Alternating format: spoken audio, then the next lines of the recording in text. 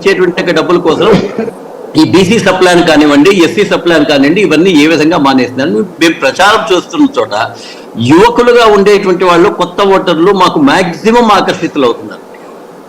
అయితే ఇక్కడ ఎవరెవరు ఏ స్థాయిలో మేము పని చేసుకుంటాం అనేటువంటి దాని మీద భారతీయ జనతా పార్టీ యొక్క విజయం అనేటువంటిది ఆధారపడుతుంది. అయితే నాకు తెలిసినంత వరకు ఈసారి ఒక విచిత్రమైనటువంటి పరిస్థితి వస్తుంది. రాష్ట్రంలో ఏదైనా కొన్ని తక్కువ సీట్లు బీజేపీకి వచ్చినా కేంద్రంలో మాత్రం బీజేపీ మోడీ గారు రావాలనేటువంటి ఆలోచన ప్రతి ఒక్కరిలోనూ ఉంది. అది దేశ భద్రత దృష్ట్యా కావచ్చు, డెవలప్మెంట్ దృష్ట్యా కావచ్చు.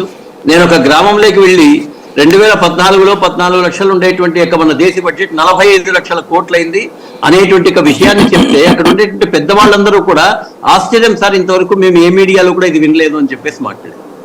అంటే ఇక్కడ రియల్ డెవలప్మెంట్ కి సంబంధించినటువంటి సమాచారాన్ని మేము తీసుకుని వెళ్ళగలిగితే మేమే ఖచ్చితంగా ఎంపీ సీట్లలో, నాకు ఎమ్మెల్యే సీట్లలో ఇంకా నాకైతే అంత నమ్మకం కలగలేదు, కానీ ఎంపీ సీట్లలో మాత్రం సమర్థవంతంగా మేము మంచి పెర్ఫార్మెన్స్ చూపించగలుగుతాము అనేటువంటి నమ్మకం అయితే నాకుంది.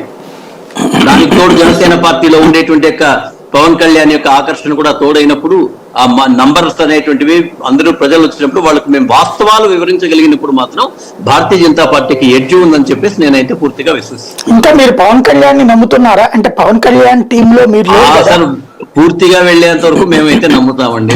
మేమైతే అంటే ఆయన ఆల్రెడీ తెలుగుదేశం జనసేన ప్రభుత్వం ముఖ్యమంత్రి పదవి షేరింగ్ గురించి కూడా మాట్లాడుతుంటే ఇంకా పవన్ కళ్యాణ్ మా వెంట ఉన్నారని నమ్ముతాము అంటే అమాయకత్వమా, లేకపోతే జనాలు ఇప్పుడు మీరు అంటున్నారే జనాలు అందరు తెలివి తక్కువ వాళ్ళు కాదని, జనాలు అంత తెలివి తక్కువ వాళ్ళే, మీరు తెలివి తక్కువ వాళ్ళు అవుతారా? అట్లా ఏం కాదండి. ఎప్పుడు కూడా ఎలా ఉంటుందంటే ఆఖరి క్షణం వరకు ఏవేవి జరుగుతాయో నేను చాలా సార్లు కూడా చెప్పాను. వీళ్ళు మామూలుగా ఈ తెలుగుదేశం వాళ్ళు కొంతమంది మమ్మల్ని విమర్శిస్తుంటారు.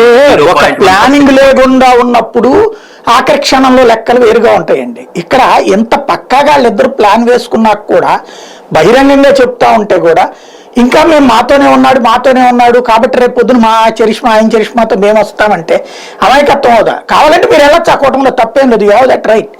కానీ అటు ఆ కూటమిలో వెళ్ళము అని చెప్తారు, ఇటు పక్కన పవన్ మీరు అంటున్నారంటారు, పవన్ ఏమో వాళ్ళ వెంట ఉంటారు. ఏ ప్రాతిపదికను మీరు ఎక్స్పెక్ట్ చేస్తారు? ఇప్పుడు సాయి గారు, జగన్ పవన్ కళ్యాణ్ గారు చాలా సార్లుగా మేము ఎవరికి పల్లకీలు మొయ్యమని చెప్పేసి చెప్పారు. అది స్పష్టంగా మనం కూడా విన్నాం. అయితే ఆయన కోరికలో ఆయన కూడా కూర్చుంటున్నారు ఇప్పుడు బాబు గారు, ఆయన కూర్చుంటున్నారు. ఆయన కోరికగా ఏమో మా 3 పార్టీలు కలవాలి, ఆ 3 పార్టీలు కలిసినప్పుడే వైఎస్ఆర్సీపీ పార్టీని గట్టిగా ఎదుర్కొంటాం అనేటువంటిది ఆయనకుంది. కానీ మాకుండేటువంటిది ఏంటంటే చంద్రబాబు నాయుడు నమ్మదగ్గేటువంటి స్నేహితుడు కాదు కాబట్టి ఎటువంటి పరిస్థితుల్లో అయినా మేము ఒంటరిగానే వెళ్ళాలి, జనసేనతోనే వెళ్ళాలి అనేటువంటిది మా యొక్క ఇప్పుడు ఉంది. జనసేన వద్దనుకునేంత వరకు, ఆ జనసేన వద్దనుకున్నప్పుడు మాకైతే ఒకటి ఉందండి, కేంద్ర పార్టీలు నేను అనేక సార్లు చెప్తున్నా, భారతీయ జనతా పార్టీ మాత్రం ఎవరి కోసం వెంపర్లాడదు, వచ్చిండేటువంటి వాళ్ళని పోగొట్టుకోదు. ఇట్లా అసలు తెలంగాణలో మునిగిపోయారు కదా, ఇంకా మీరు ఏం కోలుకోరా? తెలంగాణలో మునిగిపోయామనే